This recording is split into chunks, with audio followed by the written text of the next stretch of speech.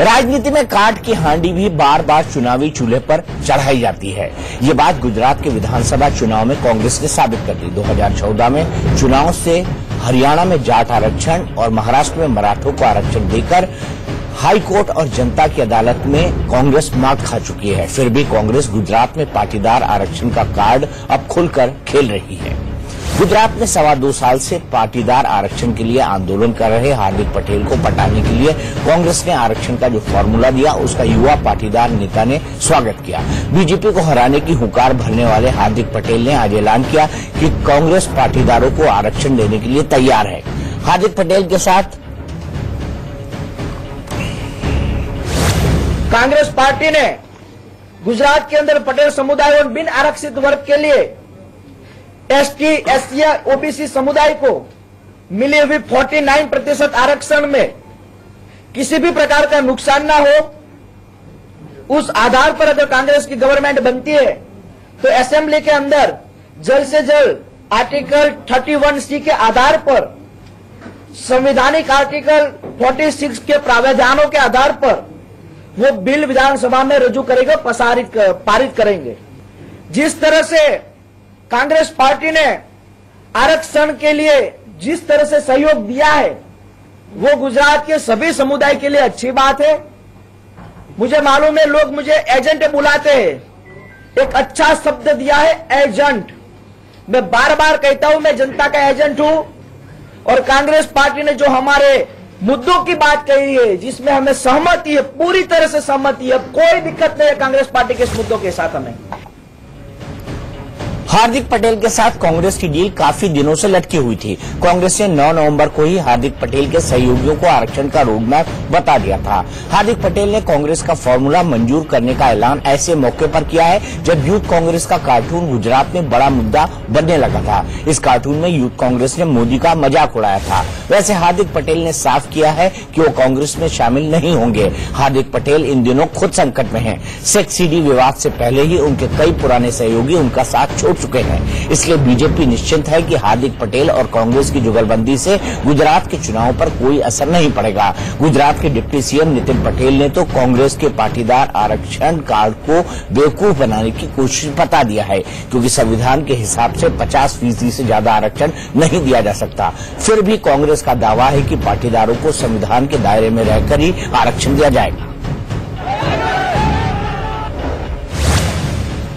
देखिए, हमारी बातचीत हुई थी, मैं अहमदाबाद गया था और वहां 2-4 घंटे हमारी बातचीत, उन्होंने अपने जो सुझाव थे वो हमारे सामने रखे, जो उनकी मन की मंशा थी वो हमारे सामने रखी। हमने प्रयास किया है कि संवैधानिक तरीके से इसको आगे बढ़ाया जाए और उन्होंने कहा था कि हम कुछ दिनों के बाद आपको बताएंगे। तो आज मुझे बड़ी खुशी है कि हार्दिक पटेल ने इसको स्वीकार किया है और कांग्रेस के साथ एकजुट होकर इस चुनाव में हम उतरे हैं। जिस प्रकार का व्यवहार किया गया बीजेपी सरकार ने उनके साथ में, उनके 13 लोग मारे गए थे वहां पर। वो दर्द आज भी कोई भूला नहीं पूरा गुजरात के अंदर, और लगातार जो अपेक्षा की जा रही थी। तो मैं समझता हूं कि हार्दिक पटेल में एक नौजवान है, उनका जो निर्णय है उनको मैं समझता हूं कि सबको अप्रिशिएट करना चाहिए। आपने उत्तर प्रदेश में भी देखा, कांग्रेस और सपा एक साथ हुई और 0 + 0 0 ही रहता है। इसलिए हार्दिक पटेल कांग्रेस के साथ जाए नहीं जाए उससे भारतीय जनता पार्टी को कोई फर्क नहीं पड़ने वाला है।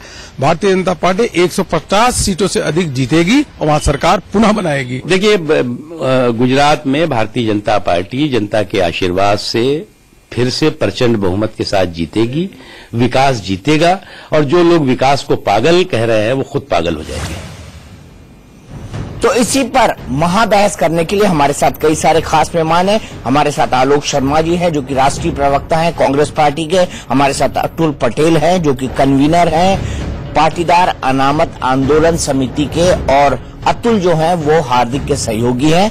हमारे साथ रेशमा पटेल हैं जो कि हार्दिक पटेल की पूर्व सहयोगी हैं, अब बीजेपी में शामिल हो चुकी हैं। सबसे पहले मैं अतुल जी आपसे शुरुआत करूंगा। आप मुझे बताइए कि कपिल सिब्बल ने कोई फॉर्मूला नहीं दिया, उन्होंने कहा हम आरक्षण देंगे, 50% से ज्यादा आरक्षण संभव नहीं है। वही आरक्षण देने की कोशिश की गई हरियाणा में, हाई कोर्ट ने स्ट्रक डाउन कर दिया। वही कोशिश की गई इसके बाद महाराष्ट्र में, हाई कोर्ट ने स्ट्रक डाउन कर दिया। वही कोशिश की गई राजस्थान में वसुंधरा राजे सरकार के द्वारा गुर्जरों को, लेकिन हाई कोर्ट ने उसको हटा दिया। अब आप बताइए ऐसे में आरक्षण कैसे लेंगे आप? फॉर्मूला तो बता दीजिए कि आरक्षण ऐसे देगी कांग्रेस।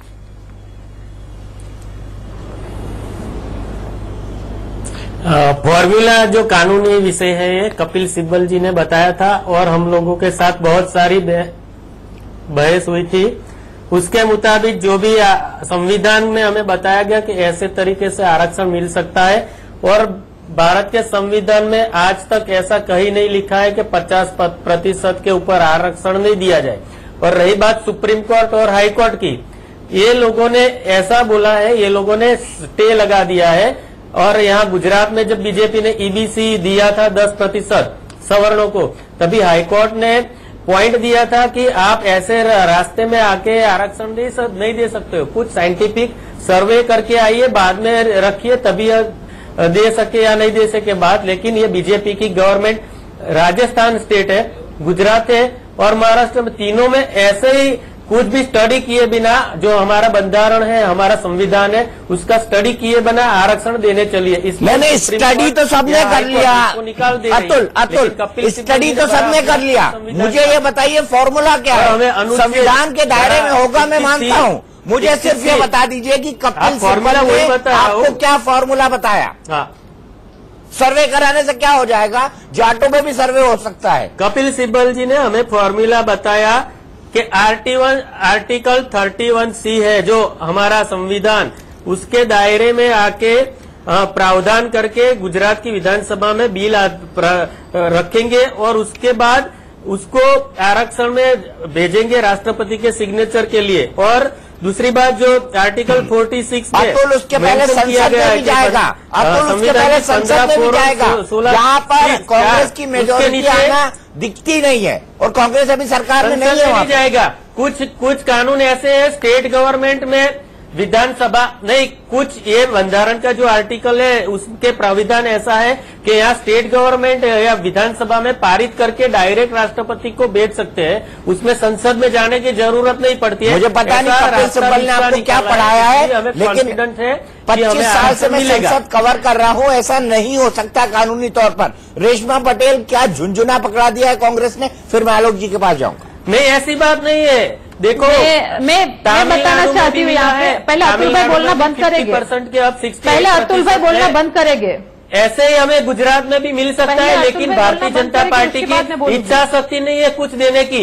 आज तक हमारे सामने ऐसे कोई कानून विधों को खड़ा नहीं किया। 7 बार हमें गुजरात सरकार के साथ मीटिंगें की, लेकिन एक भी बार कॉन्फिडेंस में नहीं लिया और एक भी बार कोई भी अच्छे राम जेठमलानी है, कपिल सिब्बल जी है या अरुण जेटली जी है, वो लोगों को लाके हमारे साथ सलाह मशवरा नहीं किया, इसलिए हमें विश्वास ही नहीं आया। बोल दिया आपने, बहुत कांग्रेस की सफाई दे दी, अब सब्र करो। कांग्रेस के भी प्रवक्ता बैठे, आप सब्र करो। अब मैं आपको ये बताना चाहती हूँ, कांग्रेस की सफाई नहीं है मैडम, ये हमारे पाटीदार समाज की सफाई है। आप कांग्रेस का लेबल मत लगाइए। इंटरव्यू नहीं है, बीजेपी में हमारे जो साथ आरक्षण के आंदोलन में थे वो लोगों को बीजेपी ने ले लिया है। ठीक है, हमें लेबल मत लगाइए कांग्रेस बीजेपी का। हम समाज के लिए लड़ रहे हैं और समाज के लिए लड़ेंगे की चोट पर। आपने संविधान, आपने अनुच्छेद 31 की बात की, तो मैं आपको ये बता दूं कि IR कोहली जी का 2007 लाने तो दीजिए, रिजेक्ट होने के बाद आप बात कीजिए। जजमेंट के अंदर इच्छा शक्ति क्यों रखती भारतीय जनता पार्टी? इच्छा शक्ति नहीं बताई है। गुजरात की जनता सब देख चुकी है। आज देखो हमारे नितिन पटेल डिप्टी सीएम कैसे हमसे मीडिया के सामने बोलते हैं, सब चुप गए। विकास तो पागल हो गया, लेकिन मंत्री लोग भी पागल जैसा गुजरात में कर रहे। अतुल भाई थोड़ा शांति रखिए, रेशमा को कहने दीजिए, मैं आपको मौका दूंगा और दूंगा। रेशमा बोलिए। हाँ, अतुल भाई को बोलिए, 2 मिनट सब्र करें। मैं उसकी बात पे जाना चाहती हूँ कि अतुल भाई ने जैसे बोला कि 31C के अनुच्छेद में हम एक करेंगे, ऐसा बोला। तो अतुल भाई 2007 का एक जजमेंट है सुप्रीम कोर्ट का, 9 बेंच का जजमेंट है IR कोहल का, उसमें साफ साफ लिखा है कि अगर आप 31C में भी डालो और इतना ही नहीं शेड्यूल 9 में भी डालोगे फिर भी ये सुप्रीम कोर्ट और हाई कोर्ट में चैलेंज हो सकता है, तो आप कैसे दे पाओगे? इसको तो चैलेंज होना ही है। उसकी डिबेट मैं और आप नहीं कर सकते। उसके सामने कपिल सिब्बल जी ने बोला है और हमारे गुजरात के डिबेट नहीं, मैं आपकी बात का जवाब दे रही हूँ। जैसे आप जो महालोलित दिखा रहे हो आपको यहाँ पे अतुल भाई बोलना बंद कीजिए प्लीज, बोलना बंद कीजिए। लास्ट टाइम आपको डिबेट छोड़ के भागना पड़ेगा, मुझे ऐसा नहीं करना है। बाकी मुझे भी आता है भगाना आपको और जनता को गुमराह मत। लास्ट टाइम आप भाग गए थे डिबेट छोड़ के, बोलना बंद कीजिए। सुनिए, सुनने की ताकत रखिए, पहले थोड़ा सा सुनने का ताकत रखिए। मानते हैं कि आप कांग्रेस के एजेंट हो, कांग्रेस के लिए काम कर रहे हो, साबित हो चुका है, पूरे गुजरात में साबित हो चुका है। तो सब्र रखिए भाई, आपको टिकट मिल जाएगा। आपका कांग्रेस जीतेगा नहीं जीतेगा वो चुनाव आप कमल लटका के बैठी हो जनता के सामने, हमें पंजा लटका देख रहे हैं, पूरा समाज पूरा इंडिया देख रहा है। बीजेपी का एजेंट आप बन गई हो। पहले आरक्षण आंदोलन में थी तब क्या बोलते थे कि भारतीय जनता पार्टी का कपड़ा साफ करेंगे। आज बाजू में बैठ गए, समाज को भूल गए, पाटीदार समाज को छोड़ दिया। कांग्रेस के साथ जनता के बीच में और रेशमा बैंक तभी पता चलेगा। समाज को क्यों गुमराह कर रहे हो? समाज को गुमराह करने के लिए मैं आपको बताना चाहती हूँ कि समाज को गुमराह करने के लिए पूरा षड्यंत्र है। गुमराह तो आप कर रहे हो, यहाँ से यहाँ बैठ जाते हो। गुमराह कौन कर रहा है? समुदाय की वोट बैंकों के दुरुपयोग करना है, लोग देख रहे हैं आपको के नेता और कांग्रेस के एजेंट कर रहे हैं। और ट्विटर और सोशल मीडिया में कैसी कॉमेंट हो रही है? आपको समाज ने गद्दार बता दिया है, मुद्दा क्यों भटका रहे हो? समाज का आंदोलन सरकार के सामने था और वो सरकार की गोदी में आप बैठ गए। शर्म आनी चाहिए आपको। और वो भी अभी नेशनल मीडिया में आ रही हो, वो तो बहुत बड़ी शर्म की बात है। भारतीय जनता पार्टी की सरकार में जिया करते थे हम, सुरक्षित और वो भी कमल का जीवन लगा के थे, तो हम उसी सरकार में आंदोलनकारी के तरीके से आती, दंगे वाली सरकार में दंगे वाली समाज को भी गर्व होता। अच्छा, के लिए थोड़ी देर अपने गले को आराम दे दीजिए। मैं भी अपने गले को आराम देता हूँ। रेशमा और अतुल भाई, मैं आपसे जानना चाहता हूँ, आलोक भाई, ये मुझे बताइए कि आरक्षण मिलेगा कैसे? मुझे कमल का जूस पी लिया 2 महीने में और रेशमा बहन कैसी बातें कर रही थी। यही रेशमा बहन समाज के भाषण दे रही थी कि भारतीय जनता पार्टी की कुर्सियों की टांग हम काट देंगे। अभी महीना ही नहीं हुआ और ऐसा कैसा बोलने लगी? अभी 1 महीने में समझ लो, आप पूरी जनता समझ ले। अरे आप सब्र करो, भाषण नहीं है।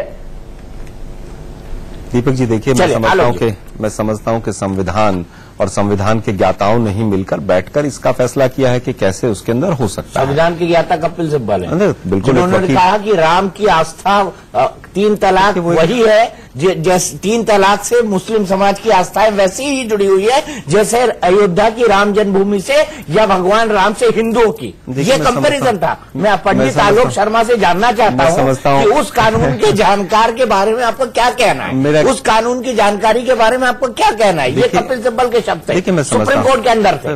कोई बात, मैं समझता हूँ कि उस मुद्दे को भटकाया ना जाए, वो मुद्दा समाप्त हो चुका है। आज का जो मुद्दा है, तो कांग्रेस की अतुल जी ने भी बहुत क्लियरली बात कर दी है। आर्टिकल 31 हो चाहे आर्टिकल 46 हो, और जहां तक बात अभी जो बीजेपी की यहाँ पर एक और प्रवक्ता बैठी है बीजेपी का फूल का निशान लगा के, तो बीजेपी ज्वाइन कर चुकी है, उनको पूर्व सहयोगी हार्दिक पटेल कहना गलत है। वो बीजेपी की मेंबर है, बीजेपी की प्रवक्ता कहा जाए। बिल्कुल बिल्कुल, मैं समझता हूं कि उन्होंने भी क्लियर कर दिया है कि साहब चाहे शेड्यूल 9 हो चाहे 31 में रख लें, उसके बाद भी चैलेंज हो सकता है। चैलेंज तो कोई भी चीज हो सकती है, लेकिन अगर ढंग से आप रखेंगे तरीके से तो वो चैलेंज स्वीकार होगा कोर्ट में, संविधान के दायरे में अगर आप रखेंगे तो।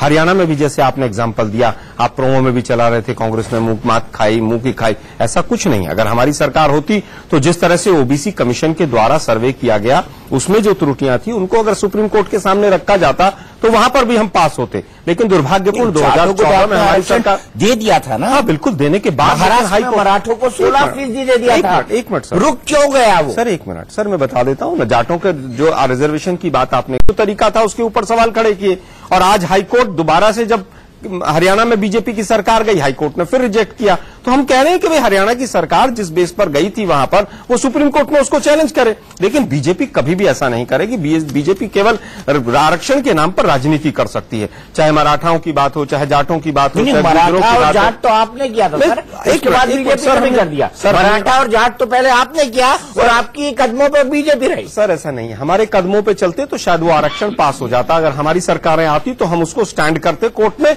उस चैलेंज को हम स्वीकार कराते और उसी आधार पर ओबीसी कमीशन जिस तरह से सर्वे होगा, सर्वे की शीट्स होंगी, सर्वे के आधार पर, संवैधानिक आधार पर हम आगे बढ़ेंगे। बीजेपी केवल आरक्षण के नाम पर 2.5 साल से पटेल समुदाय को वहां पर झुंझुना दे रही थी। और जो रेशमा हमारी बहन बैठी हुई है, आपने थोड़ा बड़ा झुंझुना दिया। ऐसा नहीं, आपने थोड़ा बड़ा झुंझुना। देखिए ये तो तय कौन करेगा, या तो पाटीदार समुदाय करेगा, पाटीदार समुदाय करेगा ना। रेशमा पटेल भी पाटीदार समुदाय समझता हूं। देखिए जो पास है बीजेपी में चली गई रेशमा पटेल, वो पाटीदार समुदाय। रेशमा पटेल क्यों बीजेपी में गई, कहां गई, मैं उस पर नहीं जाना चाहता, व्यक्तिगत आरोप नहीं लगाना चाहता। जो पास है, जो मुख्य तौर पर 2.5 वर्षों से जो आंदोलन कर रहा है वहां पर, जो पूरा ऑर्गेनाइजेशन है, आज उसने कहा है कि हम कांग्रेस के साथ खड़े हैं और कांग्रेस ने जो सुझाव दिया हम उसमें हम संवैधानिक आधार पर पूरी तरह से उसको हम मान्यता देते हैं। आज हम बीजेपी से पूछते हैं, रेशमा जी से पूछते हैं कि अगर ये संभव ही नहीं है, आज आप तमाम तरह की चिट्ठियां, कागज पत्र लेकर आ गए हैं, अगर ये संभव ही नहीं था तो 2.5 साल तक आप बीजेपी की सरकार से आरक्षण क्यों मांग रहे थे?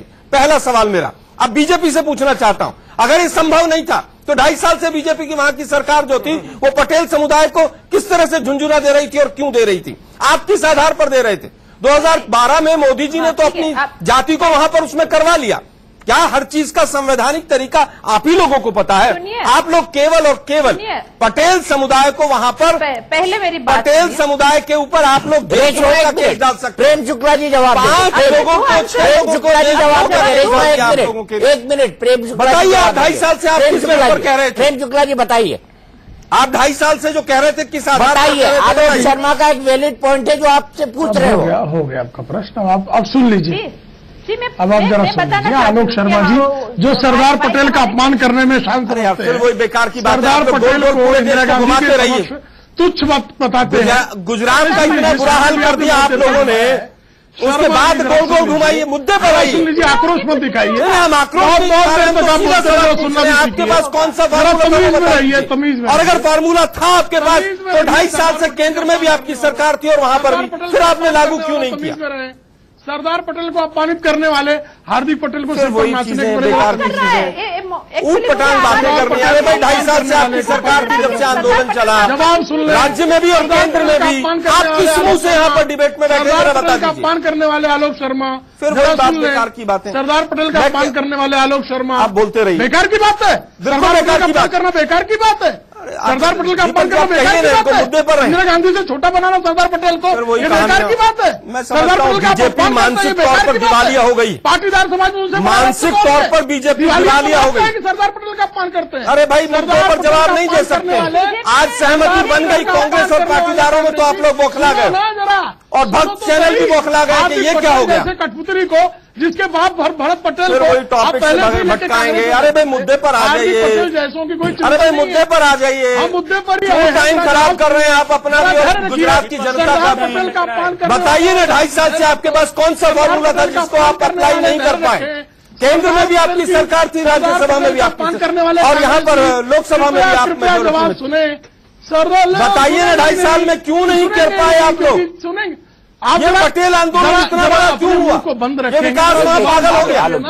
जरा कान भी खोलिए। मैं ढंग से जवाब दूंगा, मैं ढंग से जवाब दूंगा। प्रेम शुक्ला जी मुद्दे पर बात मुद्दे पर बात करिए। मुद्दे पर ही बात कर रहा हूँ जी, मैं मुद्दे पर ही बहस कर रहा हूँ। सरदार पटेल का अपमान करने सरदार पटेल, अरे भाई मुझे केवल ये बता दीजिए, आप लोग 2.5 साल से जो पटेल समुदाय को आरक्षण देने की बात कर रहे थे, वहां पर राज्य में भी आपकी सरकार थी और केंद्र में भी आपकी सरकार थी, फिर आप लोग क्या मानसिक दिवालिया थे? क्या दोनों सरकारें मानसिक दिवालिया थी? आज पटेल समुदाय को वहां पर नितिन जी आपके जो उप मुख्यमंत्री है वो कह रहे हैं कि मूर्ख है पटेल समुदाय। करने वाले को उप मुख्यमंत्री क्या कह रहे हैं कि पटेल समुदाय मूर्ख है, मूर्ख शब्द करने की आदत है। नितिन पटेल ने आज पटेल समुदाय को मूर्ख कहा है कि मूर्ख है पटेल समुदाय, और हार्दिक ने उसका उत्तर दिया। आप लोगों को तो चुल्लू भर पानी में डूब के मर जाना चाहिए बीजेपी को। तो हमारे माननीय उप मुख्यमंत्री जी ने ऐसा कोई बयान नहीं दिया जो आप बता रहे हो। ट्विटर पर क्या चल रहा है देखिए, उसको क्या चल रहा है। उन्होंने कहा पटेल समुदाय मूर्ख है, हार्दिक पटेल ने स्वयं उसको रिट्वीट किया। जाकर देखिए जरा, पटेलों को आज आप मूर्ख बताते हैं। 22 साल तक उनका वोट किया, आज पटेल समुदाय सड़कों पर आ गया तो पटेल समुदाय आपको मूर्ख नजर आता है। आलोक की बात मत घुमाइए। बात नहीं घुमा रहा, मैं बिल्कुल मुद्दे की बात कह रहा हूँ। रेशमा पटेल थोड़ी लॉजिकल बात कर रही है, आप तब तक सुनने वाले नहीं है। रेशमा बोलिए। बीजेपी के पास कोई जवाब नहीं है कि 2.5 साल से राज्य में भी उनकी सरकार थी, केंद्र में भी उनकी सरकार थी, रिजर्वेशन क्यों नहीं दिया पटेल समुदाय को? बताइए ना, आपके पास कोई उत्तर नहीं। हमेशा से इसी तरह की लफाजी करके गुमराह किया। आरएसएस का डीएनए झूठ बोलना। गुजरात में अच्छा, सब इस तरह से एक साथ बोलेंगे तो मुझे दिक्कत हो जाएगी। आलोक भाई, आपसे रिक्वेस्ट करता हूँ, रेशमा को सुन लो। रेशमा, आप जवाब दीजिए। टिकटें थमा दी। मेरा वही सवाल से है। 2.5 साल से वहाँ पर राज्य में बीजेपी की सरकार थी, केंद्र में 3.5 साल से बीजेपी की सरकार है। तो रेशमा जी किस भरोसे पे वहाँ बैठी है बीजेपी में, जरा बता दें। कौन मुझे पूछ रहा है? मुझे एक्चुअली मैं देख नहीं पा रही हूँ, सिर्फ सुन पा रही हूँ। किसने मुझे सवाल? यह आलोक शर्मा जी है, कांग्रेस के राष्ट्रीय प्रवक्ता। आलोक शर्मा जी, कांग्रेस के राष्ट्रीय प्रवक्ता। मेरा सवाल है, मैं रिपीट कर देता हूँ सिंगल सेंटेंस में। 2.5 वर्षों से आप विरोध कर रहे थे, आज कौन सी गुप्ती मिली के वहाँ है आप? स्वावलंबन योजना दी है हमने, युवा स्वावलंबन योजना दी है हमने, आयोग की रचना की है हमने। आरक्षण आपकी मुख्य लड़ाई थी पटेल समुदाय के लिए, आपको कौन सी मुद्दी गुप्ती मिली? अमित शाह जी से क्या आप वहाँ जाकर बैठ गए? आप 2.5 साल से क्या देख रहे थे? आपके पास फॉर्मूला थी तो आपको। अरे हमारी राज्य में सरकार है ना, हमारी केंद्र में सरकार है पिछले कई वर्षों से, तो हम क्या कर सकते हैं? हमारी सरकार आएगी और जो आज कमिटमेंट हुआ है कपिल सिब्बल जी और हार्दिक पटेल के बीच में, उसको हम पूरा करेंगे। के नाम पे कांग्रेस राजनीति कर रहा है। अभी चुनाव के जब राजनीति तो आप जैसे लोग कर रहे हैं, तब आप फॉर्मूला लेके आते हो। अपने समाज को धोखा देकर आप बीजेपी की झोली में बैठ गए। राजनीति तो आप जैसे लोग कर रहे हैं, हम तो वास्तव में राजनीति कर रहे हैं क्योंकि कांग्रेस एक काम करते हैं, सब लोग जो है एक गिलास पानी पीते हैं, थोड़ा गला भी साफ हो जाएगा, मेरा भी गला साफ हो जाएगा, और उसके बाद हम बात करेंगे दूसरे बड़े इल्जाम की जो हार्दिक पटेल ने लगाया था कि जब मैं जेल में था तो विजय रूपाणी के प्रिंसिपल सेक्रेटरी ने मुझे 1200 करोड़ का ऑफर दिया था। अतुल पटेल जी से पूछेंगे जो कन्वीनर हैं हार्दिक पटेल के साथ, कि किसने ऑफर दिया था, कैसे ऑफर आया था, और इसके बारे में क्या सबूत या क्या चीजें हैं जो कोरोबरेट करती है इस इंसिडेंट को। ब्रेक के बाद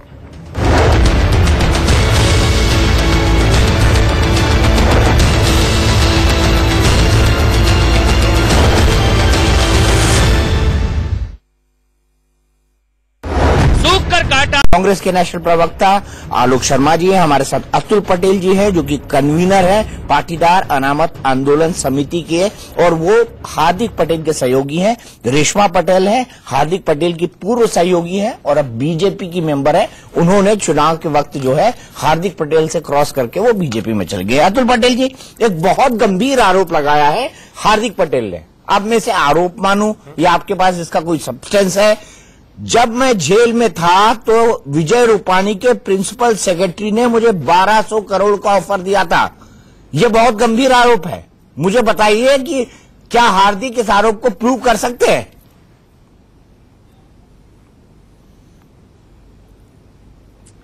हार्दिक पटेल ने जो आरोप लगाया था जब वो लाजपुर जेल में थे, तब सबको मालूम है कि नेता लोग और सरकारी अफसर लोग रात को जेल खुलवा के उसके जेल के अंदर जाते थे, और हमारे लोकल मीडिया न्यूज़पेपर में भी आता था, टीवी में भी आता था, और हार्दिक लेटर लिख के हम लोगों को भेजता था।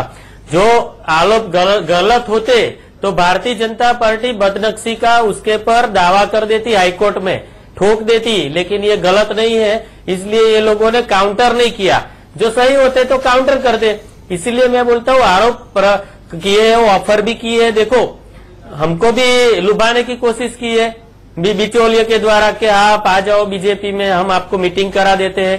वो भी मैंने ऑडियो क्लिप थी जो पहले मीडिया के माध्यम में दी थी, और हमारे कन्वीनर है नरेंद्र पटेल, उसने तो कोर्ट के अंदर 10 लाख रुपया जमा करा दिया, उसको 1 करोड़ रुपए में खरीदने की कोशिश की थी बीजेपी सरकार ने, लेकिन वो मर्द आदमी निकला और हमारा बहुत बाहोश नेता निकला आंदोलनकारी, तो उसने डेयरिंग करके, ये यहाँ गुजरात में ऐसा माहौल है, अमित शाह का बहुत डेंजरियस, सब लोग मानते हैं कि ये लोग उड़ा देंगे, लेकिन नरेंद्र पटेल ने हिम्मत करके, ठीक है, रेशमा से जवाब लेते हैं।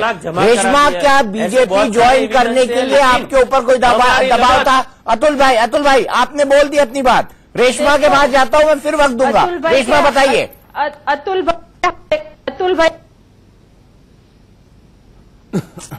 लगता है रेशमा से मेरा संपर्क टूट गया है, उनसे फिर से जुड़ने की कोशिश करूंगा और उनसे सवाल करूंगा, लेकिन पर सीरियस थे तो राज्य में भी आपकी सरकार थी, आपने आरक्षण दिया था, कोर्ट ने उसको स्ट्राइक डाउन कर दिया। राज्य में भी आपकी सरकार थी, केंद्र में भी आपकी सरकार थी, कांग्रेस भी सहमत थी, आप क्लियर करा सकते थे उसको, आर्टिकल 31 में संशोधन कर सकते थे आपने किया क्यों नहीं? हाँ, उसमें भी उसमें भी प्रावधान है कि उसका जो है इकोनॉमिक सर्वे होना आवश्यक है, सामाजिक सर्वेक्षण आवश्यक है, संवेदन। लेकिन 2 चीजें उसमें प्रश्न है।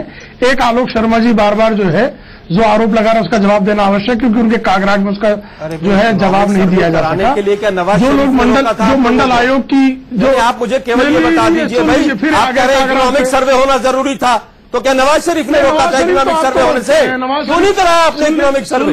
आप लोग झुंझुना लेकर घूमते रहे। पटेल समुदाय को आज आप क्या कहते हैं कि मूर्ख है पटेल समुदाय? बंद कर, मैं आपको धैर्य से सुन रहा था। नहीं, आप बताइए ना, केवल आपको किसने रोका था?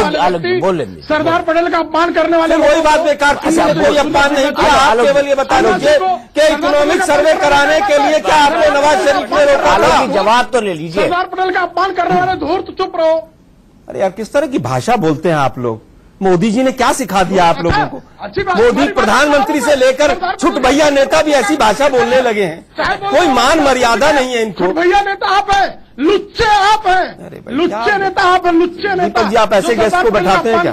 नहीं, प्रेम भाई आप बहुत बड़े संपादक रहे, आप बहुत बड़े संपादक रहे, कृपया थोड़ा इतने व्यक्तिगत ना हो। ये सरदार पटेल का अपमान करो। अरे यार, आप बेकार की बातें कर रहे हैं। आपने दीपक जी ने जो सवाल पूछा उसका जवाब नहीं, लेफ्ट राइट भाग रहे हैं आप, गोल। आप सुनिए ना, मैं जवाब दे रहा हूँ। इकोनॉमिक सर्वे होना जरूरी था, वो किसने रोका था? क्यों नहीं कराया आपने? आप जवाब 2.5 साल में प्रोसेस में शुरू क्यों नहीं किया आपने? भारतीय जनता पार्टी के शासनकर्ताओं ने किया हिंदुस्तान में। व्यभिचारियों को, अत्याचारियों को, भागने की आदत पड़ गई है मोदी साहब की तरह, गोल पोस्ट रोज बदलते रहे। बीजेपी की गवर्नमेंट ने किया, 9 पाटीदारों को शहीद कर दिया, गोलियों से उड़ा दिया। आलू खाना सोना मारामारी करवाई, एक दूसरे के कार्यालय पे पत्थर मारे,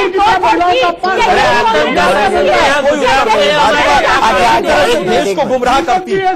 जिस तरह से इस डिबेट में गुमराह कर रही है भाजपा, ऐसे देश को गुमराह कर रही है। आलोक जी वो जो बोल रहे हैं, मैंने लैंग्वेज के लिए उनको टोक दिया, लेकिन कृपया प्रेम शुक्ला जी की बात तो सुन लीजिए। अच्छा, बात तो सुन लीजिए आलोक जी, बात तो सुन लीजिए प्रेम शुक्ला जी। चुल्लू भर पानी में डूब पड़ो, उसको चुल्लू भर पानी में डूब मरने की भाषा इन्हीं आलोक शर्मा ने बोली, तब भी आपको आपत्ति नहीं चाहिए। आप उत्तर दे दीजिए। अगर उन्होंने ये बोला है, अगर उन्होंने ये बोला है तो मैं उनको भी कहूंगा कि भाषा पर संयम रखे। अगर उन्होंने बोला है, आलोक जी सफाई दे रहे हैं आलोक सीखने लगे, सुन लीजिए। अरे जरा रक्तचाप की दवा ले आइए भैया, रक्तचाप की दवा ले लीजिए। आपको लेने की जरूरत पड़ेगी, 18 तारीख आने दीजिए। मोदी जी को भी रक्तचाप की दवा लेनी पड़ेगी, अमित शाह जी को भी लेनी पड़ेगी। 18 तारीख के बाद चिंतन करने के लिए राहुल गांधी को जाना पड़ेगा। जाएंगे तो फिर चिंतन करने के लिए थाईलैंड जाना पड़ेगा। बता दीजिए ना, राहुल जी को चिंतन करने के लिए थाईलैंड जाना के पास कोई उत्तर नहीं है। बीजेपी इसी तरह से लफाजी करती है, इसके अलावा आप सुनिए आलोक शर्मा, सुनिए मैं जवाब देता हूँ। आलोक जी कृपया, दीपक जी कृपया कहिए कि 30 सेकंड सुन लें, 30 सेकंड सुन लें। मैंने 1 मिनट सुनेंगे आपको, पर मुद्दे पर जवाब दीजिएगा। मैं मुद्दे पर ही जवाब देता हूं। देखिए, आर्थिक सर्वेक्षण के आधार पर आदरणीय नारायण राणा जी के नेतृत्व में मराठा आरक्षण को लेकर भी एक रिपोर्ट दी गई थी। गुजरात पे आ जाओ ना, फिर आप मुद्दे से भटक रहे हो। दीपक जी, आपको स्पेशली कह रहे हैं कि मुद्दे पर रहिए। लीजिए दीपक जी, सुनेंगे तो डिबेट करने को गुजरात में कांग्रेस में आपकी आरक्षण पर चर्चा आ जाइए ना मुद्दे पर। क्या बदतमीजी करते हैं यार आप? बदतमीजी दीपक जी से बुला लीजिए, दीपक जी से बुला लीजिए। बदतमीजी कर रहे हैं, मैं जवाब दे रहा हूँ और आप जवाब देने नहीं दे रहे। मैं संदर्भ से जवाब दे रहा हूं और ये जवाब देने नहीं दे रहे। आलोक शर्मा, फिर मैं आपको बोलने नहीं दूंगा। कांव करने से जो है विमर्श नहीं स्वस्थ होता है। तो इसी तरह से जब आर्थिक आरक्षण के आधार पर भी इंदिरा साहनी का जो जजमेंट है उसको कृपा करके ठीक से पढ़ ले। कपिल सिब्बल जो है जिस तरह से संभव नहीं है इंदिरा साहनी जजमेंट में तो 2.5 साल से आप नहीं होगा, बोली दे रहे हैं। और इसलिए मैं आपको बता रहा हूं, अगर संभव ही नहीं है तो यही सवाल मैंने पूछा था। मंडल आयोग संभव नहीं है तो आप लोग 2.5 साल बाद पटेल समुदाय को कौन सा चुनाव दे रहे थे? आप इसका उत्तर नहीं देंगे।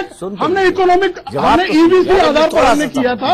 और आलोक शर्मा जी, दीपक जी, आलोक शर्मा जी जिस तरह से चीखते हैं, इंदिरा साहनी इकोनॉमिक सर्वे से कोई लेना देना।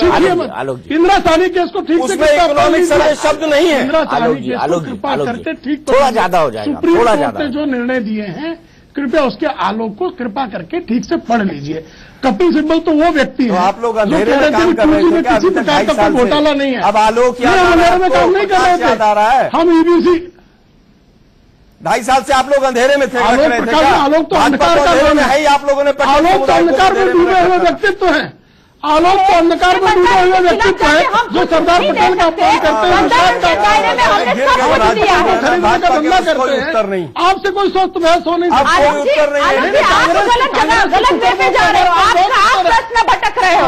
मेरा सीधा प्रश्न है, 2.5 साल से कि वहाँ पर आंदोलन चले, बहुत सीधा जवाब है। 3 से 8 साल से थोड़ा ज्यादा हो रहा है। आप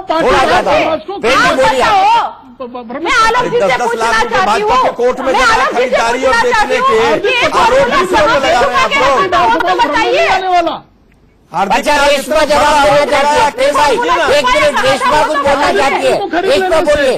हार्दिक पटेल, अरे भाई 10-10 लाख रुपया आपने खरीद करोड़ के कोर्ट में हार्दिक पटेल आज भी जो है आलोक जी को बताना चाहती हूँ, क्यों बार-बार एक बात बोल रहे हैं कि 2.5 साल से किया कि 200 करोड़ रुपए का आरोप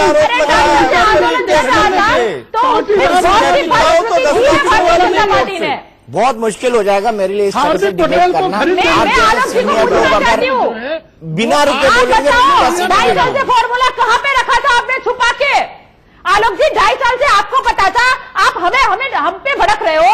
आप तो बहुत समझदार हो ऐसा बता रहे हो। कांग्रेस पक्ष बहुत समझदार है, गुजरात में जातिवादी राजनीति करके अपनी कुर्सी बचाना चाहता है, बनाना चाहता है। आप बताओ आलोक जी, 2.5 साल से आपने फॉर्मूला कहाँ पे छुपा के रखा था?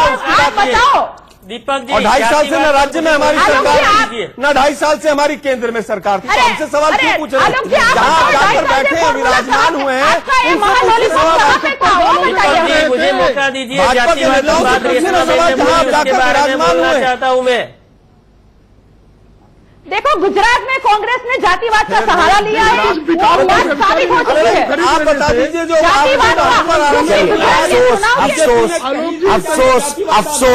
अफसोस कि आज की मेरी बहस में किसी ने किसी की बात नहीं सुनी। मतलब मैं ऐसी बहस करता नहीं हूं, मैं सबको समान मौका देता हूं और सबसे समान तौर पर सबका सम्मान करता हूं, चाहे वो कांग्रेस हो, चाहे वो बीजेपी हो या कोई अन्य राजनीतिक दल। लेकिन मैं उम्मीद करता हूं कि अगर मेरे शो में आए तो अबाध और निर्बाध गति से बोले ना तो मैं